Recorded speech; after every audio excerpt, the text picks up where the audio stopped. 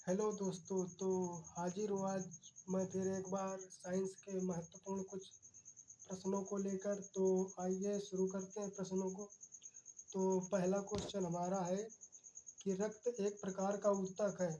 Option A पेशीय ऊतक, option B संयोजी ऊतक, ऑप्शन सी तंत्रिका ऊतक और ऑप्शन डी यह सभी। तो रक्त हमारा एक प्रकार का संयोजी ऊतक है। तो इसका आंसर होगा हमारा ऑप्शन बी संयोजी ऊतक। अगले क्वेश्चन को देखते हैं। अगला क्वेश्चन हमारा है कि रक्त का अध्ययन कहलाता है। तो रक्त का अध्ययन क्या कहलाता है कि haematology, option B ornithology, option C odontology और option D none of these. तो रक्त का अध्ययन हमारा हेमेटोलॉजी कहलाता है। तो इसका आंसर होगा हमारा ऑप्शन ए हेमेटोलॉजी। अगले क्वेश्चन की ओर बढ़ते हैं। अगला क्वेश्चन हमारा है कि रक्त का निर्माण कहाँ पर होता है। ऑप्शन ए फेफड़ों में, ऑप्शन बी यकृत में, ऑप्शन सी अस्थि मज्जा में और ऑप्शन डी प्लेटलेट्स में। तो रक्त का निर्माण हमारा होता है अस्थि मज्जा में। तो इसका आंसर होगा हमारा ऑप्शन सी अस्थि मज्जा। अस्थि मज्जा में निर्माण होता है। तो अगला क्वेश्चन देखते हैं। अगला क्वेश्चन हमारा है कि रक्त का पीएच मान कितना होता है। Option A 7.4, option B 3.8, option C 4.4 और ऑप्शन डी 9.8। तो रक्त का पीएच मान हमारा होता है 7.4। रक्त हमारा क्षारीय माध्यम में होता है। तो इसका आंसर होगा हमारा ऑप्शन ए 7.4। अगले क्वेश्चन को देखते हैं। अगला क्वेश्चन हमारा है कि भ्रूण में रक्त का निर्माण कहाँ पर होता है। ऑप्शन ए यकृत या लीवर में, ऑप्शन बी त्वचा में, ऑप्शन सी न्यूट्रोफिल में, ऑप्शन डी मोनोसाइट में। तो भ्रूण में जो रक्त का निर्माण होता है वो यकृत या लीवर में होता है। तो इस प्रकार इसका आंसर होगा हमारा ऑप्शन ए यकृत में। तो अगले क्वेश्चन को देखते हैं। अगला क्वेश्चन हमारा है कि पुरुषों में रक्त की मात्रा कितनी होती है। ऑप्शन ए 2 से 3 लीटर, ऑप्शन बी 1 से 3 लीटर, ऑप्शन सी 5 से 6 लीटर और ऑप्शन डी 7 से 8 लीटर। तो पुरुषों में रक्त की मात्रा होती है 5 से 6 लीटर। तो इसका आंसर होगा हमारा ऑप्शन सी 5 से 6 लीटर।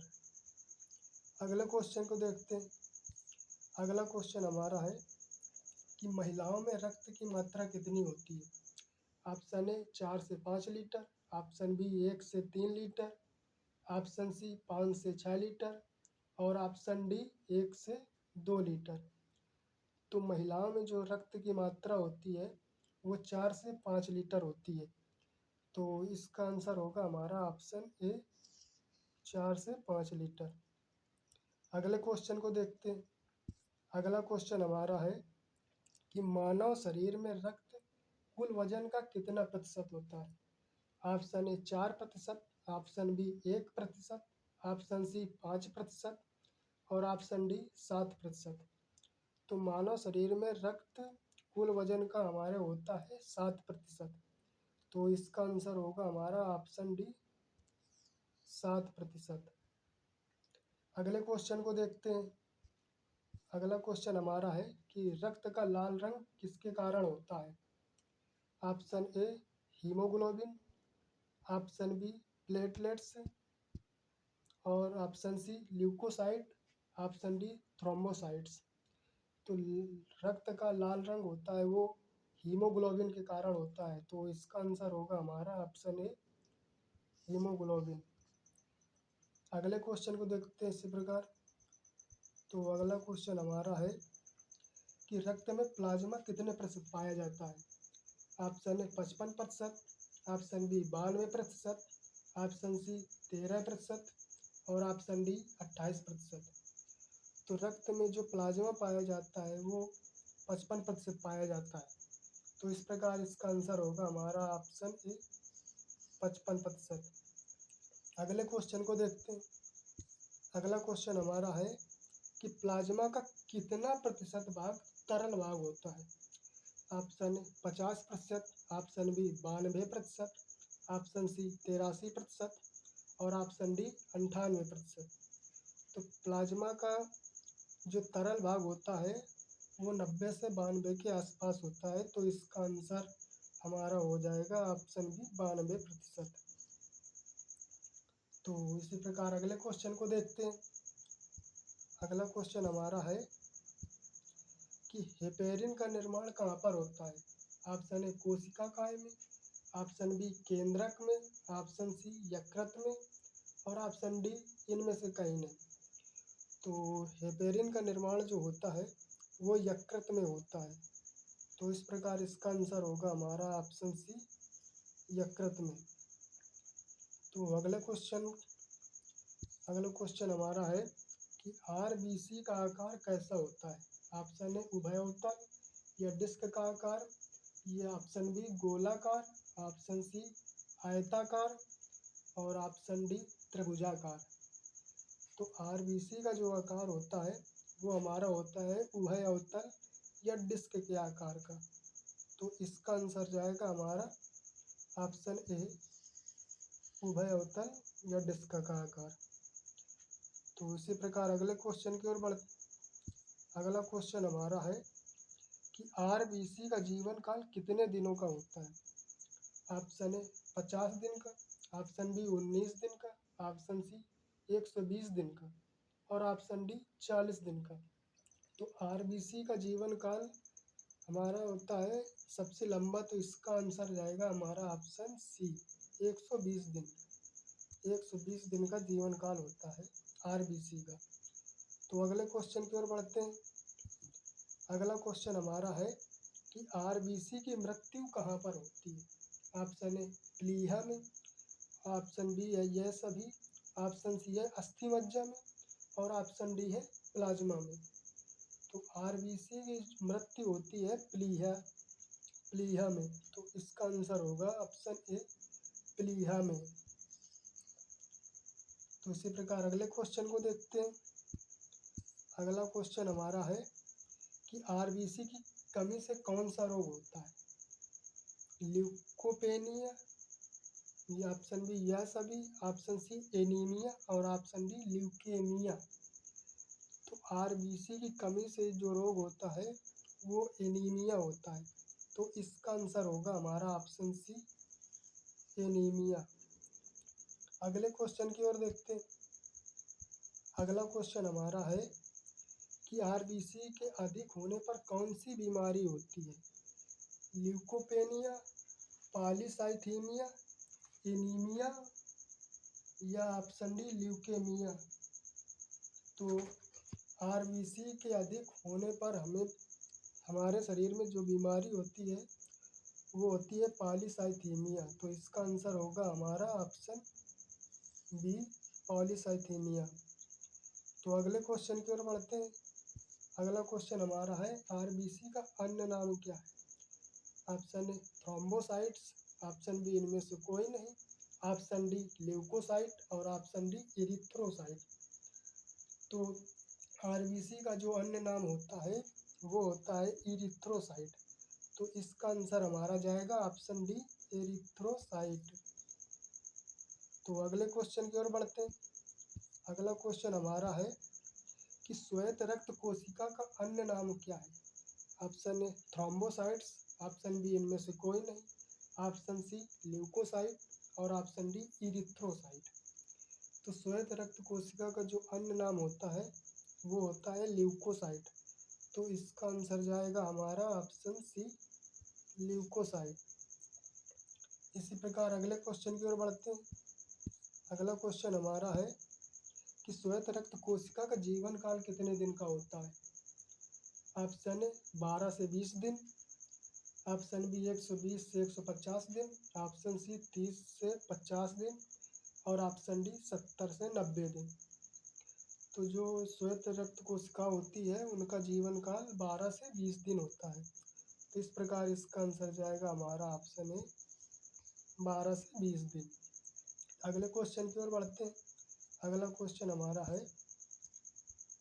कि श्वेत रक्त कोशिकाएं कैसी गति कर सकती हैं।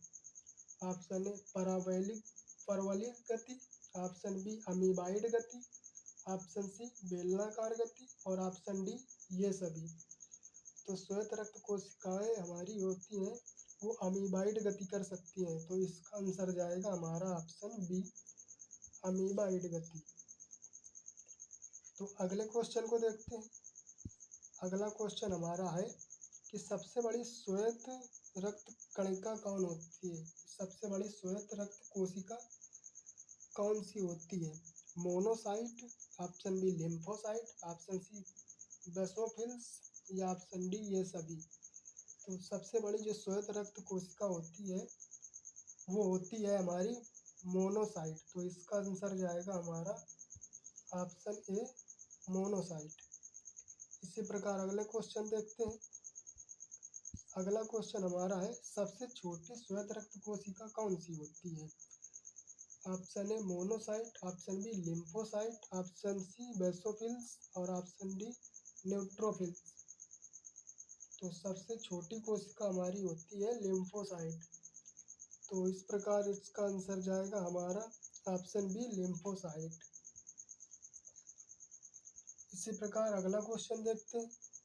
अगला क्वेश्चन हमारा है कि संख्या में सबसे अधिक श्वेत कोशिका कौन सी होती है। एसिनोफिल्स, लिम्फोसाइट या बेसोफिल्स या न्यूट्रोफिल्स। तो संख्या में सबसे अधिक जो श्वेत कोशिका होती है वह होती है हमारी न्यूट्रोफिल, तो इसका आंसर जाएगा हमारा ऑप्शन डी न्यूट्रोफिल। इसी प्रकार अगले क्वेश्चन को देखते हैं। अगला क्वेश्चन हमारा है कि कौन सी श्वेत कोशिका संख्या में सबसे कम होती है। तो वही ऑप्शन है अपना एसिनोफिल्स, दूसरा लिम्फोसाइट, बेसोफिल्स और न्यूट्रोफिल्स। तो संख्या में सबसे कम होती है हमारी बेसोफिल्स, तो इसका आंसर जाएगा हमारा ऑप्शन सी बेसोफिल्स। इसी प्रकार अगला क्वेश्चन देखते हैं। अगला क्वेश्चन हमारा है प्लेटलेट्स का अन्य नाम क्या है। Option A thrombocytes, option B इनमें से कोई नहीं, ऑप्शन सी ल्यूकोसाइट्स और ऑप्शन डी एरिथ्रोसाइट।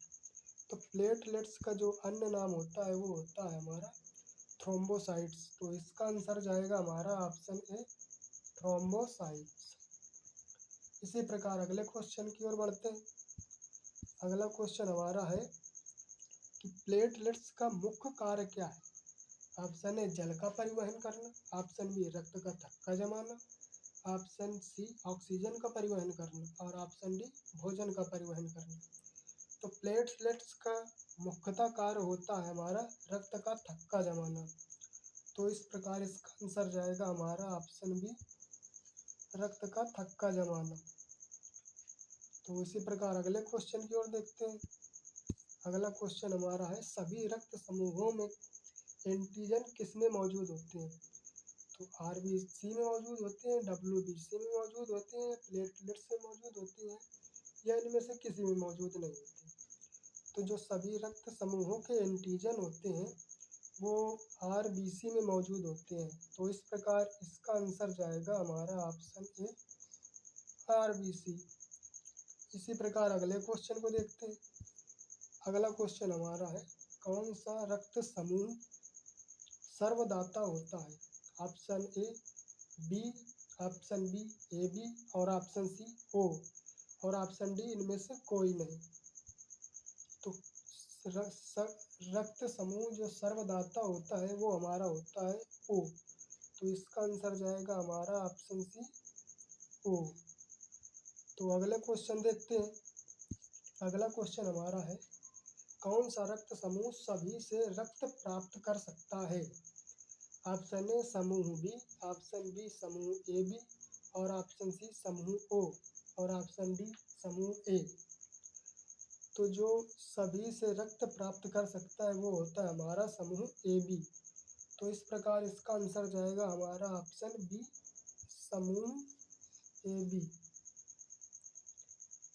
तो ये इस प्रकार आज के क्वेश्चन होते हैं हमारे ख़त्म। तो उम्मीद करता हूँ आप लोगों को ये सेशन पसंद आया हो। जय हिंद, जय भारत।